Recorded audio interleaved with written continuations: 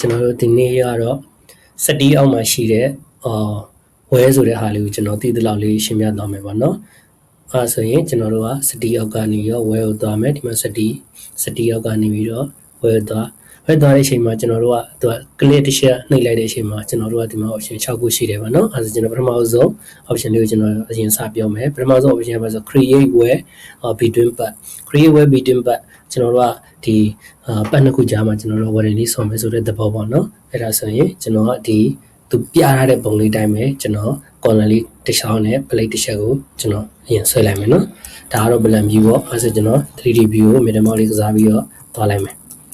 okay ဒါကကျွန်တော် menu တွေဆွဲလိုက်ရတယ်ဒီပါလေ component နဲ့အခုဒီအချိန်မှာကျွန်တော် component နဲ့အလွယ်လေးဆွဲလိုက်မယ်ပေါ့နော်အဲဆိုရင်ကျွန်တော် column တစ်ချောင်းကိုအရင်စဆွဲမယ် set အောက်ကပဲ column ကိုယူကျွန်တော်တို့က column ဆိုတဲ့အတွက်ဒီမှာ select တစ်ချက်ရှာရပြီပြီးတော့ရင်ကျွန်တော်တို့ဒီမှာcomponent ရှိရပါတော့ component က component အောက်မှာကျွန်တော်တို့က base plate တစ်ခုလေးကိုကျွန်တော်အလိုက်ယူလိုက်မယ်ပေါ့နော်ဒီတညာလေးကောင်ပြီးရင် base plate တစ်ခုတက်လိုက်မယ် okay ဒါကိုကျွန်တော်ပြန်ပိတ်လိုက်မယ်ကျွန်တော်ကဒီက plate ပဲလိုချင်တာဆိုတဲ့အတွက်ကြောင့်မလို့ဒီကောင်ကိုကျွန်တော် h blue ခွဲလိုက်မယ်ဒီကတော့ဒီကောင် select မှာပြီးတော့ plate လေးဒါပြီးရင် right click delete ဒါဆိုရင်ကျွန်တော်တို့ကဒီပုံလေးအတိုင်းကျွန်တော်တို့ဖြစ်သွားပြီပေါ့နော်အဲ့ဒါဆိုကျွန်တော်ဒီနှကောင်ဒီ option နဲ့ worry ဆော်လို့ရတယ်ဆိုတော့အဲဆိုရင် first option ကိုကျွန်တော်တို့သွားစတီးယောက်ကဝယ် first option က create web between ပါအားလေး select မှာသူပြထားတဲ့အတိုင်းစတီး column ကိုကျွန်တော်တို့ကနံပါတ်1 plate ကနံပါတ်2ဘာကြောင့်သူကအဲ့လိုပြထားလဲဆိုတော့ဒီကျွန်တော်တို့က wedding ဆော်တဲ့အချိန်မှာဆိုကျွန်တော်တို့အဓိကအရေးကြီးတာ main band နဲ့ secondary band ပေါ့နော် main band နဲ့ secondary band အရေးကြီးတယ်။ဘာကြောင့်အရေးကြီးလဲဆိုတော့ဒီ main band နဲ့ secondary band က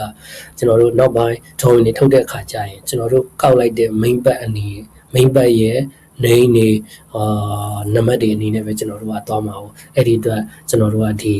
main band နဲ့ secondary band က wedding ဆော်တဲ့နေရာမှာအရေးကြီးတယ်။မဟုတ်လို့ရှိရင်ကျွန်တော်တို့က plate ကိုသာmain band လို့ရွေးထားမယ်ဆိုရင်ဒီ plate name အမည်နဲ့ကျွန်တော်တို့က assembly drawing တွေထောက်ထားမှာပါเนาะအဲကြရင်ကျွန်တော်တို့က model ပြန်ပြီးတစ်ခုချင်းစီပြန်ပြင်ရမယ်အဲ့ဒီအတွက်ဒီ wedding ဆော်တဲ့နေရာမှာအရေးကြီးတာတော့ main band နဲ့ secondary band ကိုကျွန်တော်တို့မမစီဘူးပေါ့နော်မဟုတ်ရင်ကျွန်တော်တို့အစားအဆုံးအကုန်လုံး model ပြန်ပြင်ရမယ့်ပုံစံဖြစ်သွားတာပေါ့နော် okay ဒါဆိုရင်ကျွန်တော်တို့ဒီမှာပထမဆုံး first option ကပြီးသွားပြီဒါကတော့သူပြထားတဲ့အတိုင်းကျွန်တော်ဆွဲပြတာပေါ့နော်ဒါ column နဲ့ plate first option ကိုပဲကျွန်တော်ဘင်းလေးသုံးပြီးတော့ကျွန်တော်တစ်ချက်ဆွဲပြမယ်ပေါ့နော်ကျွန်တော်ဘင်းတစ်ချက်ကိုအရင်ဆွဲလိုက်မယ်ပြီးတော့ရင်ဒီမှာ plate တစ်ချက်ကိုကျွန်တော်အရင်ဆွဲလိုက်မယ် okay copy ကူပြီးတော့ရင်ပြန်ထွက်ပြီးတော့ဒီကောင်ကိုကျွန်တော် plate ပြောင်းချင်တာ plate ပြောင်းချင်တာဆိုတော့ဒီ double click ခေါက်အဲ့ကနေပြီးတော့မှprofile ထဲမှာကျွန်တော် plate တစ်ချက်ကိုကျွန်တော်ပြောင်းလိုက်မယ်နော်ဒီမှာ plate profile ရှိအဲ့ဒါဒီ plate ဆိုတဲ့အားလေးကိုကျွန်တော်ကြည့်လိုက်မယ်သူရဲ့ default 200နဲ့plate 222ဒါကိုကျွန်တော်ယူလိုက်မယ်နော်ပြီးတော့ရင်ကျွန်တော်ဒီကောင်ကိုဒီ update နေရာမှာ behind ကနေပြီးတော့ front ကိုကျွန်တော်ယူလိုက်မယ် okay ပြီးတော့ရင်အကောင်ကျွန်တော် right click move ကျွန်တော်ရွှေ့လိုက်မယ်နော်ဒီမှာရွှေ့လိုက်မယ်ပြီးတော့ရင်ဒီကောင်ကိုကျွန်တော် color လေးတစ်ချက်ပြောင်းလိုက်အောင်မယ် plate ဆိုတဲ့အတွက်ဒီကောင်3အစိမ်းဆိုအနီအောင်လေးပြောင်းလိုက်မယ်နော်အနီအောင်လေးပြောင်းလိုက်မယ်ပြီးတော့ရင်ဒီကောင်ကိုကျွန်တော် plate 400လမ်းလေးနဲ့ပြောင်းလိုက်မယ်ပြီးတော့ရင်ဒီကောင်လေးကိုလည်းနည်းနည်းနောက်ကိုရွှေ့ရလိုက်မယ်ဘယ်လောက်လဲဆိုရင်50ဒါလေးက derivation နဲ့ပြောပြမယ်ပေါ့နော်ကျွန်တော်ကဒီကအမြင်ကျွန်တော်ဆွဲလိုက်တာပေါ့နော်ပြီးဒီကောင်ပိတ်လို့ရတယ် okay နောက်တစ်ချက်ကအားဆိုရင် third option နဲ့ဒီကောင်ကိုတွားလို့ရမယ်ဒါ main back secondary back ဒီမှာဆိုရင် main back ကပင် secondary ကဒီကောင် plate ပါနော်အဲဆိုရင်ကျွန်တော်တို့ဆော်လိုက်ပြီရဒီလိုမျိုးနော်နောက်တစ်ချက်ရှိတာကသူကဒီမှာဘယ်လိုမျိုးဟိုလဲဆိုတော့အခုဒါဆိုရင်ကျွန်တော်တို့ကmain back ကို select မှာ secondary back ကို select မှာတင်နေရှာပဲပေါ့နော်အေးဆိုကြပါစို့ကျွန်တော်တို့ကဒီမှာဒီ bin တစ်ချောင်းမှာ plate တွေအများကြီးဒါဆိုရင်ရောကျွန်တော်တို့ဟိုဘယ်လိုမျိုးတစ်ခါတည်းနဲ့ဆော်မလဲဆိုတဲ့ဥစ္စာလေးကိုကျွန်တော်သိလာပြောပြမယ်ပေါ့နော်အဲ့ဒီဥစ္စာဘယ်လိုမျိုးဆော်မလဲဆိုရင်ကျွန်တော်ဒီ word ဆော်တာလေးကိုပြန်ဖြတ်ထားမယ်ပြီးရင်ဒီ plate လေးကို copy ကူးလိုက်မယ်ဒီမှာပဲကျွန်တော်လဲ copy ကူးလိုက်မယ်ပေါ့နော်950 တစ်ချက်ကိုလွယ်ကူလိုက်ဒါဆိုရင်ဒီကောင်ကိုတစ်ခါလေးကျွန်တော်ဘယ်လို range ဆော်မလဲဆိုတော့ကျွန်တော်တို့ခုန first option ကိုတွားပြီးတော့ကျွန်တော်တို့ main ဘက်ကဘင်း secondary ဘက်ကကျွန်တော်တို့ကတစ်ခါလေးဒီကောင် select မှတ်လိုက်လို့ရတယ်အဲဒါဆိုတစ်ခါလေးဆော်ပြီးသားပဲပြောချင်တဲ့သဘောကကျွန်တော်တို့ပုံမှန်ဆိုရင်တော့သူ့ရဲ့main back secondary back ဆိုပြီးတော့တစ်ချက်တည်းတစ်ချက်စီလိုက်ပြီးတော့ select မှတ်ရတာပေါ့လေကိုကမတော်လို့ဒီဘေးမှာကိုက plate တွေအများကြီးဆိုခဲ့သည်ရှိတော့ဟိုတစ်ခါတည်းနဲ့ဒီလိုမျိုး warning ဆော်လို့ရတယ်ပေါ့နော်ကျွန်တော်ကဒီလိုဟာတွေကဘယ်နေရာမှာသုံးလဲဆိုရင်ကျွန်တော်တို့ relay နဲ့ဆွဲတဲ့နေရာ relay မှာ infill တွေရှိတယ်အဲ infill တွေကိုကျွန်တော်တို့က top bar တို့ bottom bar တို့နဲ့ကျွန်တော်တို့က assembly တွဲဖို့လိုတာဟုတ်အဲ့ဒီခါကျရင်ကျွန်တော်တို့က warning ဆော်ဖို့လိုတာဟုတ်အဲ့ဒီခါကျရင်ကျွန်တော်ကဒီ method လေးကိုသုံးတယ်ပေါ့နော်ဒါကျွန်တော်သုံးတဲ့နည်းကိုကျွန်တော်ပြောပြတာပေါ့နော်အဲဆိုရင်အချိန်ကုန်တက်တာပေါ့နော်ပိုလည်းမြန်သွားတယ်ပေါ့ okay ဒါ first option ပြီးသွားပြီပေါ့နော်ဒါ first option ပြီးပြီပြီးရင်ကျွန်တော်တို့က first option ကတော့ဒါပါပဲနော် main back secondary back ဒါပဲအဲ့ဒီဥစ္စာတွေကိုကျွန်တော်တို့ကဝရိစော်ရင်းမိလားမစော်ရသေးဘူးလားကျွန်တော်တို့ဘယ်လိုသိနိုင်လဲပေါ့နော်ဘယ်လိုသိနိုင်လဲဆိုရင်ဒီအောက်မှာကျွန်တော်တို့ကဒီမှာလေးရှိရနော်ဒီကောင်လေးအလွယ်တကူဒီကောင်လေးရှိရ select assembly အားလေးအဲ့ဒါလေးကို select မှပြီးရင်သွားပြီးကြည့်လိုက်လို့ရတယ်ဒါဆိုရင်ဒီကောင်ကဝရိစော်ပြီးသားပါနော်ဝရိစော်ပြီးသားမဟုတ်ဘူးဒီကောင်ကဝရိမစော်ရသေးရင်ဒီပတ်သုံးခုကဒီလိုမျိုးတခါတည်းမတွဲနေဘူးပေါ့နော်ဒါကျွန်တော်တို့ warning ဆော်လိုက်လို့ပေါ့မဟုတ်လို့ကျွန်တော် control set လေးပြန်ခွန်လိုက်မယ်ဆိုရင်သူကတတိတိကျစီဖြစ်နေတယ်ပေါ့နော်ကျွန်တော်တို့ warning control y ဒီလို warning ဆော်လိုက်တဲ့အခါကျရင်ဒီကောင် assembly map ကလေးဒီလိုပေါ်သွားပြီပြောချင်တဲ့သဘောက warning ဘယ်လိုကျွန်တော်ကဒီအစိပ်ပိုင်းတစ်ခုဒီပတ်တစ်ခုကို warning ဆော်ပြီးလားမဆော်ပြီးလားဘယ်လိုသိရလဲဆိုရင် warning map မြင်လဲသိရတယ်ဒါမှမဟုတ် warning map ကိုကျွန်တော်တို့က off ထားတယ်ဆိုရင်ကျွန်တော်တို့ဒီနည်းလေးနဲ့လည်းအလွယ်တကူစမ်းလို့ရတယ်ပေါ့နော်အဲဆိုကျွန်တော်တို့က second option သွားမယ် second option ကကြတော့ကျွန်တော်တို့က pipe ကိုကျွန်တော်တို့ warning ဆော်တဲ့ဟာလေးဒီဥစ္စာလေးကတော့ကျွန်တော်တိတ်သုံးလေးတုံးတာမရှိဘူးပေါ့နော်ဒီဥစ္စာဒါပေမဲ့လည်းကျွန်တော်ဒီဟာလေးကိုသူတို့ဘယ်လိုဆွဲလဲဆိုတဲ့ဟာလေးကိုလည်းသူဘယ်လိုကျွန်တော်ပြလိုက်မှာပေါ့နော်ဆိုတော့ okay ဒါဆိုရင်ကျွန်တော် vintage ဒီဘက်မှာကျွန်တော် copy ကူလိုက်မယ် select မှ partition အရင်ဆွဲရမယ်ပေါ့နော်သူ့ရဲ့ပုံစံတိုင်းလေးဆိုရင် select မှ copy ကူလိုက်တယ်ပြီးတော့ရင်ဒီဥစ္စာကိုဒီဘက်ကို pipe ပြောင်းမှုအတွက် double click ခါဒီမှာသူရဲ့ stephen property ကြာလာရင်အဲ့ဒီ profile နေရာမှာကျွန်တော်တို့ pipe ကိုသွား shade ဒီကောင်ကျွန်တော်တို့ admin profile အဲဆိုကျွန်တော် circular profile ထဲကိုဝင်မယ်ဒီမှာကျွန်တော်အလွယ်ဒီ chs ထဲကကျွန်တော်တစ်ခုပေါ့နော်တစ်ခုပေါ့အဲကျွန်တော်ဒီကောင်ကိုယူလိုက်မယ်ပြီးရင် modify ပြီးရင်ဒီကောင်လေးကိုလည်းကျွန်တော် class shade ထားခြင်းနဲ့ဆိုရင် class အပြာရောင်လေးကျွန်တော်သရှင်းထားလိုက်မယ် okay ပြီးတော့ဒီကျွန်တော်တို့ကဒီ second option ပေါ့နော်ဒီ second option ကဟိုစားတော့ဘယ်လိုမျိုးလဲဆိုတော့ pipe ကိုနဲ့ number 1က pipe ကို select မှဒီနဲ့3ကကျွန်တော်တို့ရဲ့ direction တစ်ခုကိုပြနံပါတ်4ကကြတော့သူကဘာကိုပြောတာလဲဆိုတော့ကျွန်တော်တို့ရဲ့ middle mark လေးကိုနှိပ်ပေးပါတဲ့အဲဒီတိုင်းကျွန်တော်သွားလိုက်မယ် pipe ကို select မှတယ်ပြီးတော့ first point ဒီကြားတဲ့အချိန်မှာကျွန်တော်တစ်ချက်ခေါက်လိုက်မယ်ပြီးတော့နံပါတ်4အနေနဲ့ middle mark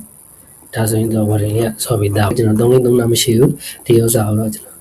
ဒီလောက်ပဲကျွန်တော်ပြပြလိုက်မယ်ပေါ့နော်အခုနံပါတ်3အနေနဲ့ဘာလဲဆိုတော့ create polygon web create polygon web ဆိုတာကဘယ်ဘာကိုပြောတာလဲဆိုတော့ကျွန်တော်တို့ဒီ warning လေးကိုတစ်ခါကျွန်တော်ပြန်ဖြတ်လိုက်မယ် create polygon web ဆိုဒီကောင်ကိုကျွန်တော် position လေးနည်းနည်းချိန်လိုက်မယ်ပေါ့နော်တော့ဖြစ်နေတယ် frame ပြင်လိုက်မယ်ပြီးတော့ရင် player site ကိုနည်းနည်းသေးလိုက်မယ်200ဆိုတော့ဒီမှာ profile နေရာမှာ100တက်ပြင်လိုက် okay ဒါဆိုရပြီဆိုတော့ကျွန်တော်တို့ကဒါဒီ third option create polygon web ဆော်ဖို့အတွက်ကျွန်တော်ကဒီမှာဆိုရင်သူက polygon ဆိုတဲ့အတွက်ကျွန်တော်တို့ point နံပါတ်1ကဘာကိုပြလဲဆိုတော့ column ပေါ့နော်သူရဲ့ back ကို main back ကိုပြကိုဆော်ခြင်းနဲ့ back ကိုပြတယ်ပြီးတော့ရင် secondary back နံပါတ်2ကကျတော့ secondary back ကျွန်တော်တို့ရဲ့ secondary back ကိုပြောတယ် main back secondary back 3နဲ့4ကကိုသွားခြင်းနဲ့ direction ကိုပြတယ်ပြီးတော့ရင်နံပါတ်5ကကျတော့ middle mark လေးနေပြီးတော့ကျွန်တော်တို့ကပြန်ထွက်ရတယ်ပေါ့နော်အဲဆိုရင်အဲ့တိုင်းလေးကျွန်တော်သွားလိုက်မယ်နံပါတ် main back က bin secondary back က plate ပြီးတော့ရင်ဒီမှာကာစာလေးကပြောင်းသွားပြီ main back secondary back ကိုကျွန်တော်တို့ကလောက်လိုက်တာနဲ့ကာစာလေးပြောင်းဒီမှာလည်းရေးထားပြီနော် pick the step point for the web step point ကကိုစခြင်းနဲ့ step point ဆိုကြပါစို့ဒီမှာပြီးတော့ရင် pick the point you want to web to go through ဘယ်ကိုဆော့ချင်တာလဲဟိုကတဝက်လောက်ပဲဆော့ချင်တယ်ဆိုရင်တဝက်လောက်ပဲသူက polygon ဆိုတဲ့အတွက်အစမပြတ်ဒီမှာသူကဆွဲလို့ရတယ်polygon သဘောတရားပါနော်အဲ့လိုမျိုးဆွဲလို့ရတယ်ပြီးတော့ရင်ကျွန်တော်တို့က နောက်ဆုံးနံပါတ်5အနေနဲ့ကျွန်တော်တို့က middle မှာဒါဆိုရင်ဒီမှာကျွန်တော်တို့ polygon ဝဲဒီ polygon ဝဲကသူ့ရဲ့အတိုင်းချက်ကပါလဲဆိုတော့ကျွန်တော်တို့ဒီလိုမျိုး check mark ပေးလိုက်တဲ့အခါကျရင်သူကဒီမှာဒီအဆက်လေးရှိတယ်အဆက်လေးတွေကပါလဲဆိုတော့ဒီမှာတစ်ချက်သူကဘာလို့ရဲနေတာလဲဒီမှာအဆက်ရဲလေးတွေ့လားသူကဘာလို့အဲ့လိုဖြစ်နေတာလဲဆိုတော့ဒီကောက်ရဲ့ wording ကဒီမှာဘာလို့လဲဆိုတော့ polygon ဆိုပြီးတော့ဒီမှာကျတော့ဒီမှာကြည့်လိုက်ဒီရဲ့ property မှာဘာခေါ်လဲ all round ဖြစ်နေတယ် all round ဆိုတဲ့ဥစ္စာကဒီ all round ပတ်လဲဆော်မှာလေဒါပေမဲ့ကျွန်တော်တို့ကဆော်ထားတာက partial ပဲဆော်ထားတာဟုတ်အဲ့ဒီအတွက်သူက segment လေးတခုဖြစ်နေတယ်နော်ဒီကြောင့်လေဆိုတော့အဲ့တော့ h ပြောင်းလိုက်အဲ့ဒါဆိုရင်ဒီမှာအနီရောင်လေးက sorry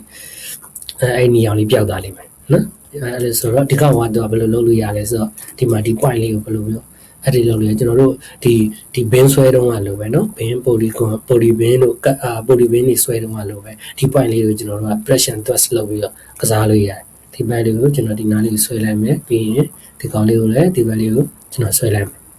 ယ်သူကအဲ့လိုမျိုးကစားလို့ရတယ်ကိုလိုတလောက်လေးပေါ့နော်သူကစားလို့ရတယ်ဒီလိုမျိုးလေးပဲဒါ polygon ဝဲပေါ့နော် create polygon ဝဲဒါဆိုတဲ့ option ပေးသွားပြီ okay ပြီးတော့ရင်ဒီ4 option ကပါလဲဆိုတော့ဒီမှာ4 option က prepare path for wearing with the polygon ဒီကောင်ကြပါဆိုတော့ကျွန်တော်ဒီနေ့အပြ prepare ထိုးတာပေါ့နော်ဒီမှာလည်းသူအင်္ဂလိပ်လေးသူရှင်းပြထားတယ်ပေါ့နော်အဲ့ဒါဆိုဒီကောင်ကဘယ်လိုမျိုးလဲဆိုတော့ဒီမှာသူပုံလေးအတိုင်းလေးပေါ့နော်ဒီမှာ prepare လေးထိုးတဲ့ဥစ္စာမျိုးလေးအဲ့ဒါဆိုတော့ကျွန်တော်ဒီလွယ်လင်းလေးကိုဒီကောင်ကျွန်တော် wedding မမြင်တာမှဆိုလို့ wedding ကိုဖြတ်လိုက်မယ် right click delete ပြီးတော့ရင်ကျွန်တော်ဒီ4 option ကိုယူလိုက်တယ်ဒါရင် select map ဒီမှာလည်း select the path to be cut ကျွန်တော်တို့ path ကို select map ပြီးတော့ရင်ကျွန်တော်တို့က pick point to outline polygon ကိုဖြတ်ရှင်တဲ့ point လေးကိုကျွန်တော်တို့ကပေးရမှာပေါ့နော်ဟိုကကျွန်တော်ကဒီမှာ warning ဆော်ဖို့ဆိုရင်ဒီ plate ကိုကျွန်တော်ကတစ်ဖက်ကိုပြီးပဲထိုးပြီးဆော်မယ်ဆိုတဲ့ပုံစံမျိုးလေးနဲ့ကျွန်တော်ရှမ်းမှာထိုးရှင်တာပေါ့နော်အဲ့ဒါဆိုတော့ဒီမှာ step point ပြီးတော့ရင်နောက်တစ် point ပြီးရင်တတိကံပုံစံလေးကျွန်တော်ထိုးမှာပါเนาะကိုလိုချင်တဲ့ဥစ္စာတွေပြီးတော့ရင် middle mouse လည်းနှိပ်လို့ရတယ်ကျွန်တော်တို့ဒီပလိတ်ဆွဲတော့လို့ပဲ middle mouse လည်းနှိပ်လို့ရတယ်မဟုတ်ဘူးဆိုရင်ဒီစတဲ့ point မှာပဲကျွန်တော်တို့ပြန်ဆုံးလို့ရတယ်အဲ့ဒါဆိုဒီမှာဒီကောင်ဒီလိုလေးဖြတ်သွားပြီဒီလိုလေးပေါ့နော်ကျွန်တော်ရှမ်ဘာပုံစံလေးပေါ့ဒါကတော့ကျွန်တော်ကတော့ဘယ်လိုပြောမလဲanyhow ဆွဲထားတာပေါ့နော်ကိုလိုတဲ့ dimension လေးတွေကိုဒီမှာကိုယ်ပိုင်ကိုစိတ်ကြိုက်ပြင်လို့ရတယ်ဆိုကြပါစို့ဒီမှာလည်းကျွန်တော်တို့ဘိန်းလေးဆွဲတော့ရလို့ပဲဒီကောင်လေးကိုလည်းဒီ dimension လေးကိုပဲ manually လေးတော့ပြင်လို့ရ20မဟုတ်ဘူးကိုက15လောက်ပဲလိုချင်တယ်ဆိုရင်15ဒီကောင်ပြီးတော့33နဲ့မဟုတ်20လောက်လိုချင်တယ်ဒီမြား direction လေးကိုတော့ကိုကတေချာပြပါလို့တယ်ကိုကအခုဒီကောင်တိုးချင်တာဆိုရင်ဘောကနေအောက်ကိုတိုးချင်တာအဲ့ဒီအတွက်ဒီကောင်ဘောကနေကဆိုကြပါစို့ခုနကလည်းအောက်က15အောက်ကလည်း15ဆိုရင်အပေါ်လည်း15အားဆိုဒီလိုပုံစံလေးဖြစ်သွားပြီအဲ့ဒါမှပြီးမှကျွန်တော်တို့ကဒီ wedding ကျွန်တော်တို့က wedding ဆော်လိုက်လေးရ first point second point ဒီ point လေးက wedding ကဘာလို့ကျွန်တော်တို့ first option မှာဘာကြောင့်ဒီလိုဖြစ်တာလဲဥပမာဆိုကြပါစို့ကျွန်တော်တို့ကဒီကောင်ကခုနကကျွန်တော်ဒီမှာရွေးခဲ့တယ်မလားပါရှယ်သူကအေးလေးရွေးလိုက်လို့အဲ့လိုလေးဖြစ်တာအခုကျွန်တော်လိုဟိုဘယ်လိုမျိုးတွားပြီးတော့ modify လုပ်မလဲပြင်မလဲပေါ့နော်အဲ့ဒါဆိုရင်ကျွန်တော်တို့ကဒီ wedding ကိုကျွန်တော် double click ခောက်ဒီကျွန်တော်တို့ bin တွေ column တွေဆွဲတော့မှလို့ပဲအဲ့ဒါကို double click ခောက်အမှဆိုရင်ကျွန်တော် web property ကြာလာလိမ့်မယ်အဲ့ web property မှာကျွန်တော်တို့ကဒီမှာအကုန်ကိုလိုတဲ့ဥစ္စာကိုအကုန်လုံးကစားလို့ရတယ်ပေါ့နော်ဒီ bin တွေcolumn တွေတော့မှလို့ပဲအကုန်လုံးကျွန်တော်လိုသလိုကစားလို့ရတယ်ပေါ့နော်အဲ့ဒီမှာဒီခါမပြောခင်ကျွန်တော်ဒီကောင်လေးပေါ့ဒီ wedding မှာဆိုရင်ကျွန်တော်ရှိရကျွန်တော်နည်းနည်းမြန်မြန်လေးပြောလိုက်မယ်နော်ဒီမှာသူတို့အဓိကဟုတ်စားဒီမှာဆိုရင် arrow ရှိမယ်ဒါဆိုရင် reference line ရှိမယ် arrow ရှိမယ် reference line ရှိမယ်ပြီးရင် date ရှိမယ်ဒီကောင် make ပါနော်အဲ့ဒီမှာဆိုရင်ဒီရမြားလေးပါပြရတယ်လေဆို wedding ကဘယ်ဆော်မှာလဲဆိုတဲ့ဥစ္စာမျိုးကျွန်တော်တို့က position ကိုပြတာဒီကောင်ကဘာကိုပြတာလဲဆိုတော့ freeware ကိုပြတာဒီ wine လေးကဘာကိုပြတာလဲဆိုတဲ့အခါကျရင်ဒီ wine လေးကကြတော့ဒီ all aroundသူကနော် way all around ဒီမှာလည်းရေးထားတယ်ဒါလေးပြတာဒီကောင်ကကျွန်တော် line ပေါ်ရှာထားတာပေါ့နော်ဒီပုံလေးအဲ့လိုမျိုးဒီကောင်ကျတော့အဲ့သုံးလုံးကဘာကိုပြတာလဲဆိုတော့ site ကိုပြတာဒီကလေးကဘာကိုပြလဲဆိုတော့ web sample ကိုပြတာပြီးသွားရင်ဒီ wine သုံးလုံးsorry ဒီမှာ f ရှိတယ်ဒီ f ကဘာပဲဆို finishing sample ကျွန်တော်တို့ 2m 3m ကျွန်တော်တို့ဟိုဘယ်လောက်နဲ့အစုံလဲဆိုတဲ့ဥစ္စာမျိုး finishing နဲ့ပြီးမယ်ဆိုတဲ့ sample လေးကိုပြတာဒီကောင်လေးကကျတော့ wine သုံးလုံးကကျတော့ length ကိုပြတာ wedding ရဲ့လန့်ပေါ့နော်ကျွန်တော်တို့ wedding ရဲ့လန့်ဒီကောင်က site ဒီကောင်ကလန့်မတူဒီကောင်ကကျတော့စိတ်ရမလားအိမ်ရမလားတန်းရမလားဆိုတဲ့ site ဒီကောင်ကကျတော့လန့်ဆိုတာကျတော့ကျွန်တော်တို့ wedding အလျာကိုဘယ်လောက်ဆော်မလားဒီကောင်ကဘယ်နေရာသုံးပါလဲဆိုရင် commitment နေရာတွေမှာပေါ့နော်ပြတောင်းဆော်တဲ့ကျွန်တော်တို့ဒီနေရာပဲ segment wedding မှာကျွန်တော်သုံးတာပေါ့နော်ဒီကောင်ကလန့်ဒီဆက်သုံးတော့ပါဆို page ဆိုတာကျတော့ wedding တစ်ခုရဲ့အကွာအဝေးပေါ့နော်ဒါကိုပြောတာဒါလေးကကျွန်တော်အကြမ်းမြင်ပြပြလိုက်တာပေါ့နော် okay ဆိုတော့ကျွန်တော်ကဒီမှာဆိုရင်ဒီ wedding က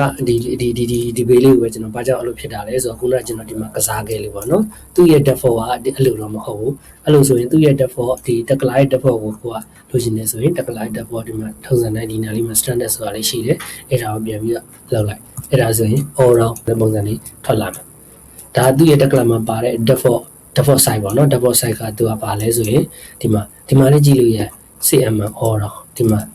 color လေးပိုင်းအောင် color လေးနဲ့ CM all round fill up ဝယ်လေးနော်သူကအဲ့ဒါလေးဟုတ်ပြီကိုကဒီကောင်လေးကိုအဆင်မပြေဘူးပေါ့နော်ဒီကောင်လေးကိုကဒီကိုလိုချင်တဲ့ site ကလေးတွေပြင်မယ် site တွေ wedding တွေအကုန်လုံးပြင်မယ်ဆိုရင်ဒီကောင် double click ပြီးသွားရင်ဒီမှာ all round ဒီပထမဆုံးဥစ္စာဘာပြောတာလဲဆိုတော့ကျွန်တော်တို့ကဘယ်လိုစော်မှာလဲ လား all round လားနော်ဒီဥစ္စာဆိုရင် all round กว่าမဟုတ်ဘူးတခြားမဲ့ဆိုကြပါစို့တခြားမဲ့စော်မယ်ဆိုရင်ဒီကောင်လေးကိုရွေး modify လုပ်လိုက်အဲ့ဒါ modify လုပ်လိုက်တာနဲ့ပြောင်းသွားလားဆိုရင်ဒီကောင်သူကပင်မှာပြောင်းတာလဲဆိုရင်ဒီကောင်ဘာကြောင့်အဲ့လိုဖြစ်ညာလဲဆိုတော့ဒီ position မှာဒီမှာအစိမ်းအရာလေး one way မှာမလို့သူက position က one way မှာပဲသူကဒီ wedding လေးကဖြစ်နေတာပေါ့နော်အဲ့ဒါဆိုရင်ကျွန်တော်တို့မဟုတ်ဘူးဒီဘက်အခုကျွန်တော်ရှမ်းမှာထိုးရတဲ့ဘက်ကိုစော်ခြင်းနဲ့ရှမ်းမှာထိုးရတဲ့ဘက်က h ဝင်ယူ h ရဲ့ h ဝင်ယူဆိုမှလားminus h ဝင်ယူမှာအဲ့ဒီအတွက်ကြောင့်လို့ minus h ကိုယူလိုက်အဲ့ဒါဆိုရင် modify အဲ့ဆိုကျွန်တော်အခုဒီရှမ်းမှာဆိုရတဲ့ဘက်ကလေးမှာသူ wedding ဆော်မှာပါနော်အဲ့လိုပုံဒုတိယတစ်ခုက workshop site ဒီကောင်ကျတော့ site မှာဆော်မှာလားဒီ workshop မှာဆော်မှာလားဆိုကြပါစို့ဒီ plate က site မှာဆော်မယ်ဆို site ဆိုပြီးတော့ကိုယ်သွားရေးပြီး modify အလန်တင်ဂိတာလေးပေါ့နော် site web ဆိုတဲ့ဥစ္စာလေးသူကပြောင်းသွားပြီ okay နောက်တစ်ခုက possession ကခုနပြောပြီးသွားပြီ h လားကိုကဘယ်ဘက်ကိုစော်ချင်တာလဲ h လား y လားမတော်လို့ဒီကောင်ကဒီပါလဲ all round ဆိုရင်တော့ဒီကောင်စဉ်းစားစရာမလိုတော့ဘူးပေါ့အဲ့လိုမှမဟုတ်ဘူးကိုက a ဆိုရင်တော့ဒီကောင်ဒီ possession လေးမှာကိုကရွေးပြရမယ်နောက်တစ်ခုကပါလဲ shape ဆိုတာဘာကိုပြောတာလဲဆိုတော့ဒီကျွန်တော်တို့စော်မဲ့ wedding ကြီးကကျွန်တော်က continue လားဘာလို့ shape intermittent လားသူက struct က intermittent လားကိုဘယ်လိုစော်ချင်တာလဲဥပမာဒီရဲ့အခုလက်ရှိနေတဲ့ဥစ္စာ continue ဆိုတဲ့အတွက်ဒီကောင်ကိုကျွန်တော်တို့ကဒီ intermittent လေးစော်မယ်ဆိုရင် second option လေးကိုကျွန်တော်ရွေးလိုက်အဲ့ဒါဆိုရင်ဒီမှာဘာလို့မပြောင်းတာလဲဒီကောင်ဘာလို့မပြောင်းလဲဆိုတော့ဒီကောင်က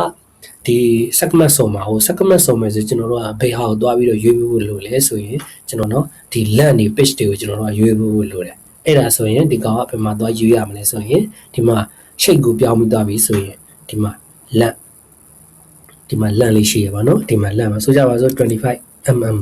တစ်ကနေမဟုတ်ဘူးเนาะ land wedding ရဲ့တစ် land က 25mm page ကကြတော့ဒီ wedding ရဲ့အကွာအဝေးပေါ့เนาะ50နဲ့စော်မယ်ဆိုကြပါစို့ပြီးရင် modify အဲ့ဆိုသူကအညီမြကျွန်တော်ကြည့်လို့ကောင်းအောင်ဒီရှမ်းမှာထိုးထားတဲ့ဟာလေးကိုပြီးပဲထိုးထားတဲ့ဟာလေးကျွန်တော်ဖြတ်လိုက်မယ်ပေါ့เนาะ right click delete okay ဆိုတော့ဒီမှာအဲ့ဆိုရင်ဒီလိုလေးဖြစ်သွားပြီအဲ့ဆိုရင်သူရဲ့ land 25 page က50ဆိုတော့အဲ့ဒါကိုကျွန်တော်တိုင်းကြည့်ရဆိုရင်သူကဘယ်လိုမျိုးပြောတာလဲဆိုရင်ဒီထဲမှာကျွန်တော်တို့ distance လေးနဲ့ယူပြီးကျွန်တော်တိုင်းလိုက်မယ်သူရဲ့ဒီကနေဒီ page က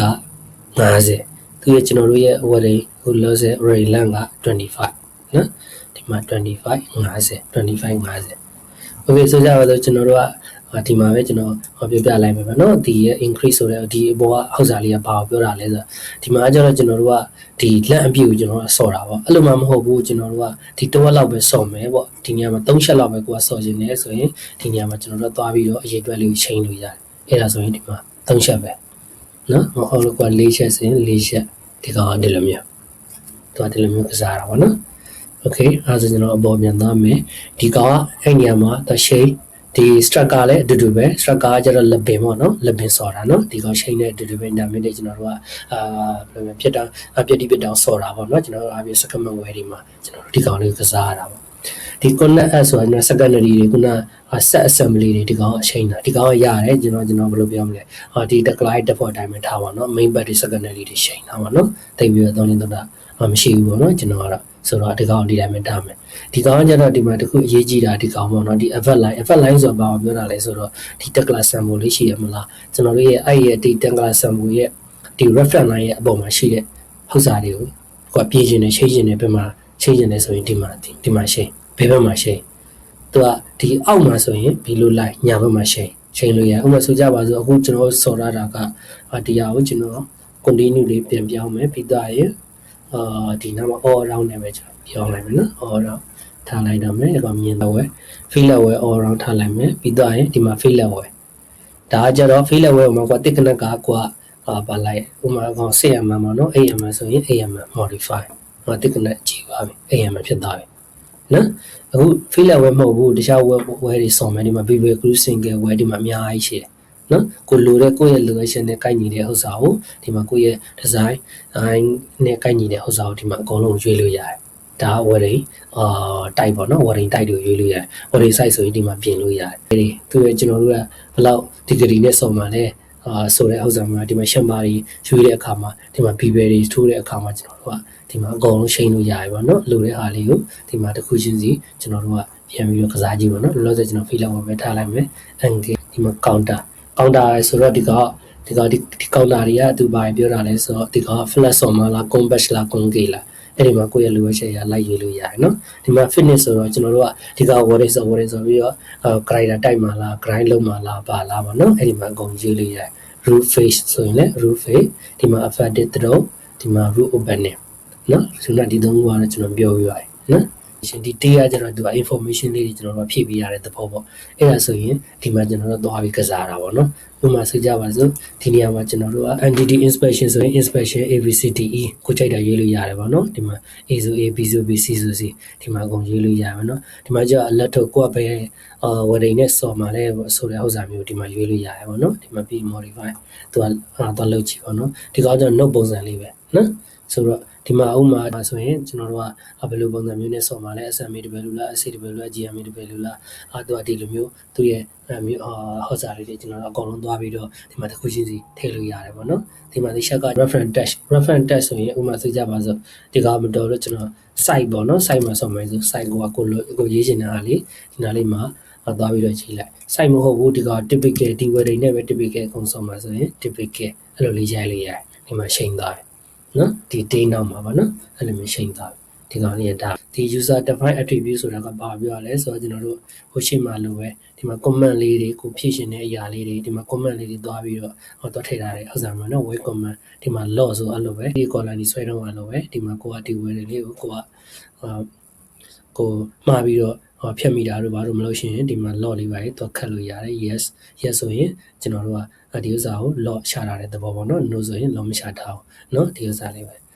ပုံမှန်ဆိုရင်တော့ကျွန်တော်ကဒီ wedding တွေကိုဒီလောက်ကြီးအသေးစိတ်ကျွန်တော်မဆွဲဘူးပေါ့နော်ကျွန်တော်ကဘယ်လိုလုပ်လဲဆိုတော့ကျွန်တော် wedding ဆော်လိုက်တယ်ကျွန်တော်တို့ဒီပင်းနဲ့ဒီတက်များနဲ့ wedding ဆော်ဖို့လိုတယ်ဆိုရင်ကျွန်တော် wedding ဆော်လိုက်တာကျွန်တော်ဒီဘက်ကိုပဲကျွန်တော်အဓိကထားပြီးတော့ကျွန်တော်ရွေးလိုက်တယ်မှန်အောင်ရွေးတယ်ပေါ့နော်ပြီးတော့ရင်ကျွန်တော်ကဒီ wedding တွေကိုကျွန်တော်ဘယ်မှာသွားပြီးတော့မှ